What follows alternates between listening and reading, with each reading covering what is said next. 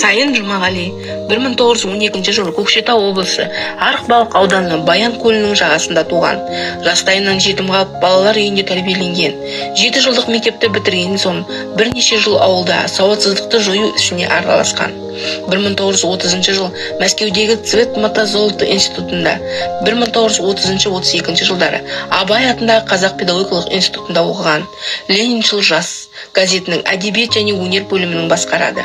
Қазақстан жазушылар одағының жас жазушылар секциясының меңгерушісі, көркем әдебиет баспасында директор болып істеген. 1941-44 жылдар арасында Ұлы Отан соғысы майданында болып, Украинадағы партизандар отрядын басқарған. Отан қорғау жолында көрсеткен жауынгерлік ерліктері үшін медальдармен марапатталған. 1960 жылы 1961 жылдары Қазақ әдебиеті газетінің редакторы болады. 1944 жылы Жорғы жылдары атты өлеңдер жинағы басылады. Өлеңдері орталық баспада және Украинада журналдарында да жарияланған. Жеке кітап болып басылған.